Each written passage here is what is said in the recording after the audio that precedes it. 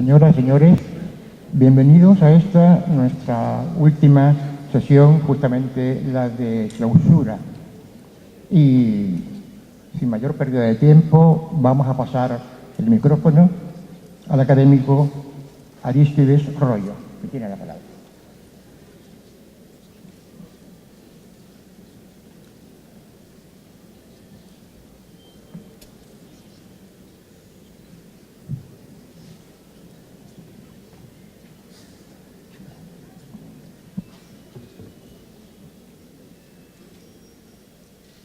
Señor don Humberto López Morales, secretario de la Asociación Internacional de Academias, señor Rafael Rodríguez Ponga, secretario general del Instituto Cervantes.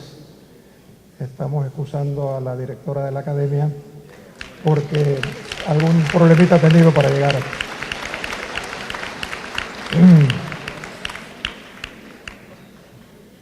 Aquí va a ocurrir una cosa bastante extraña y solo les ruego que me crean.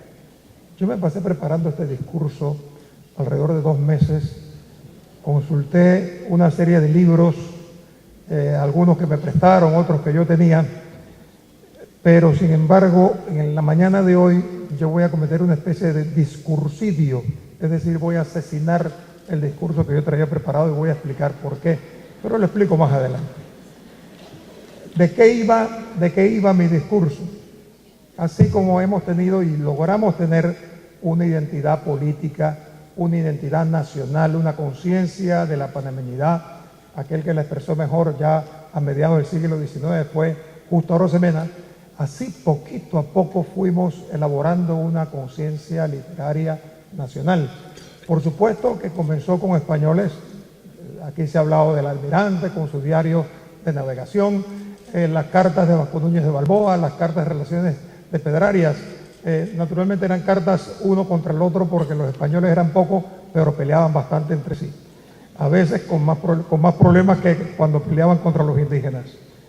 El caso es que a lo largo de los años van llegando algunos españoles que comienzan a escribir, pero rápidamente se acriollizan.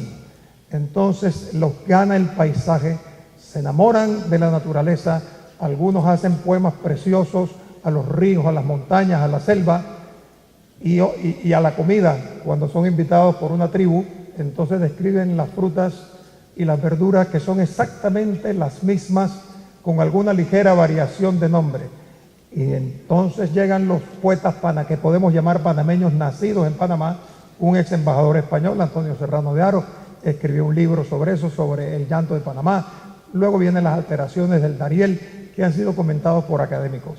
Es decir, las contribuciones dentro de una población realmente escasa, porque si pensamos que en 1607 teníamos 12.000 habitantes censados y en 1803, casi en las postrimerías de la primera independencia, la de España, que luego nos unimos a Colombia, teníamos apenas el istmo entero 87.000 habitantes. Lo extraño es que se hubiera podido ir produciendo una cultura no tan copiosa como la que se dio en los virreinatos que todos conocemos, que fueron virreinatos grandes como Santa Fe, el Río de la Plata y Lima y México.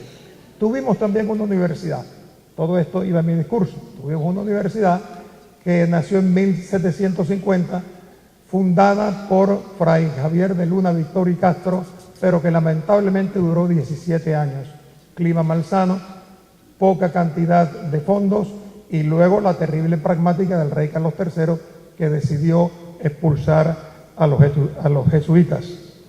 Hablo también de una serie de escritores que luego se van forjando en el Istmo Panamá y también que no solo se produjo cultura literaria, sino cultura científica, cultura jurídica. Un panameño, Manuel Joseph de Ayala, fue el gran recopilador en el Consejo de Indias de todas las leyes que habían emanado en 200 años. Recogemos también los comentarios de escritores españoles sobre Panamá, que ya se iba haciendo famosa por el sitio de tránsito, por las ferias, pero también porque aquí llegaban libros y ocurrían acontecimientos. No solamente la expedición Malespina que vino después, sino un trasiego de personas que normalmente iban para el Perú y otras se iban quedando. Pero ¿qué ocurre? Y antes de entrar en ello quería decir lo siguiente. Durante algunos años ha venido dándose una corriente de crítica a la conquista.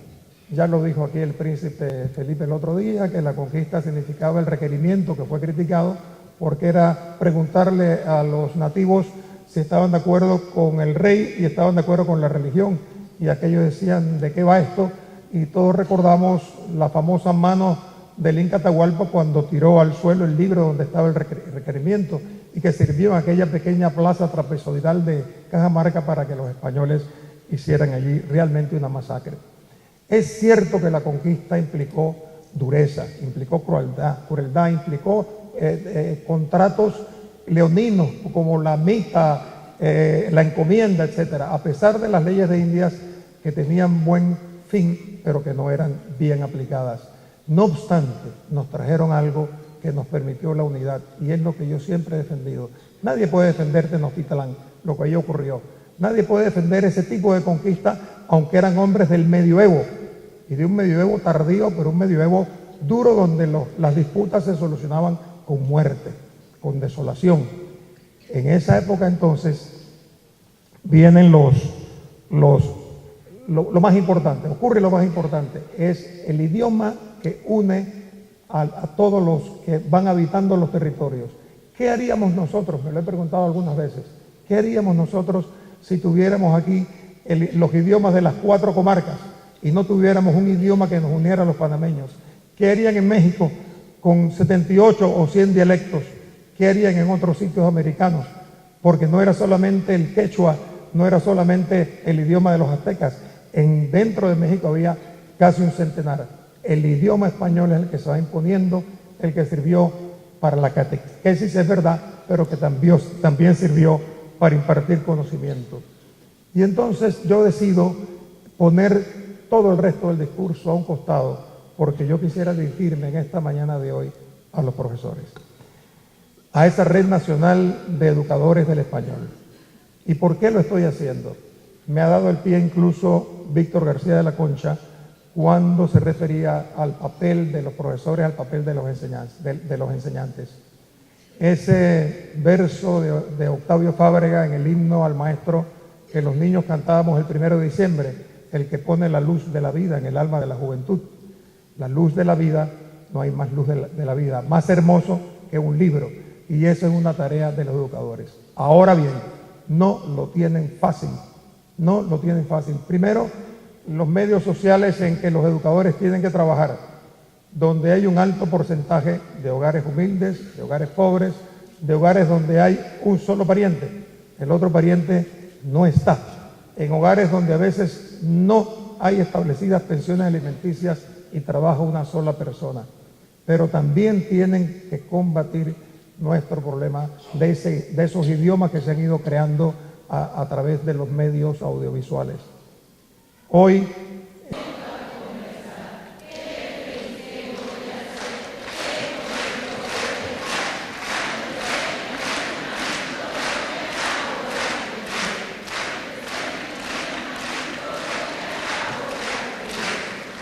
muy bien.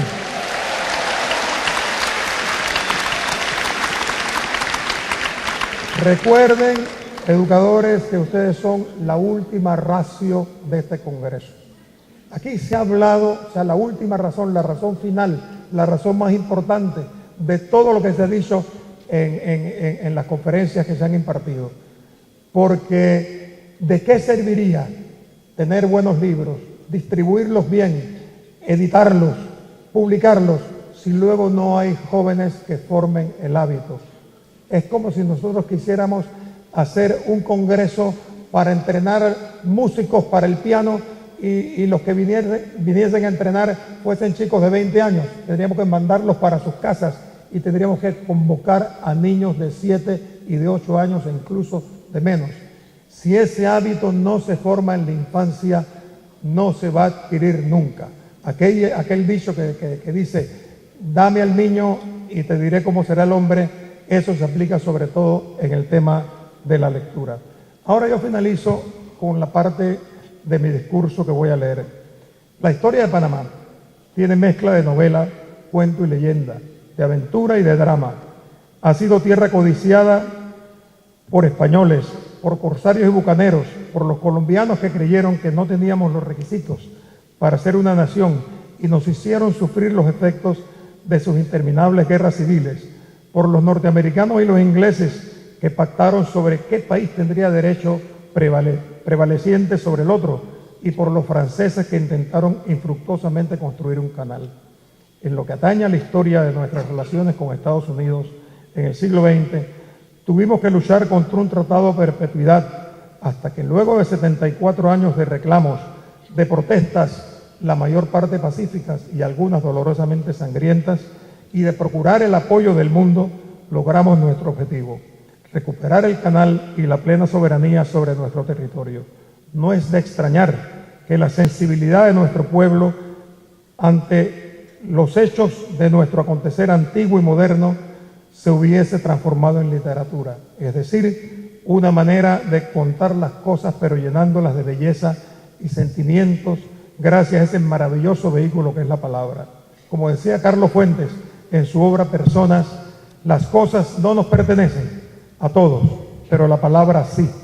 Las palabras son la primera y más natural instancia de una propiedad común. No perdamos la palabra. Muchas gracias.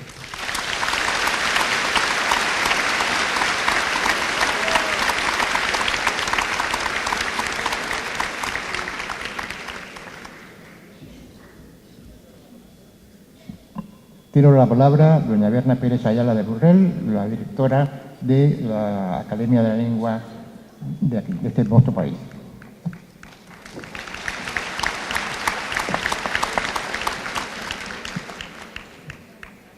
Para hacer un comentario con respecto a lo que ha dicho el doctor Royo, sí es cierto que los que aprendemos a hablar temprano tenemos ventaja y muy grande.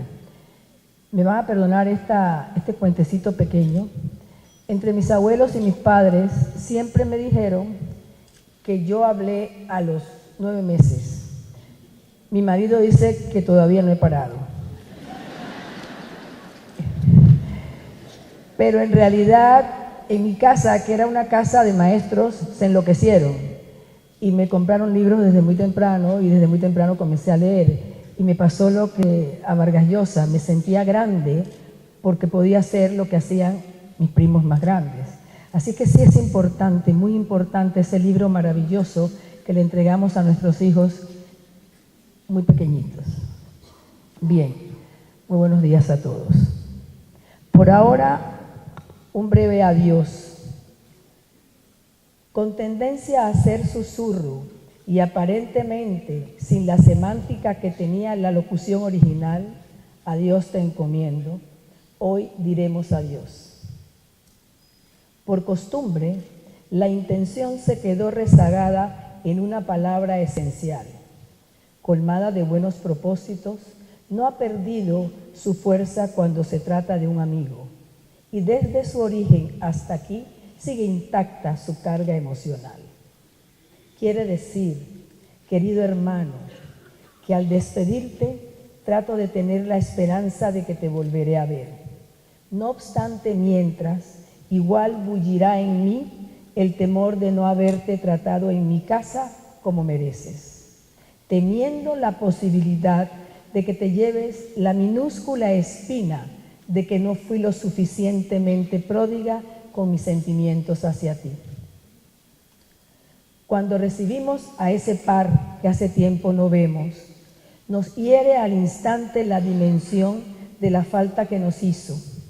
Aún así, el relámpago de la euforia penetra el alma y ésta trata de no presentir el inmediato instante en que ocurrirá otra vez el adiós. Durante la visita fluyen las palabras gratas, haciendo más cálida la cercanía. Lo que se convertirá en recuerdo sucede.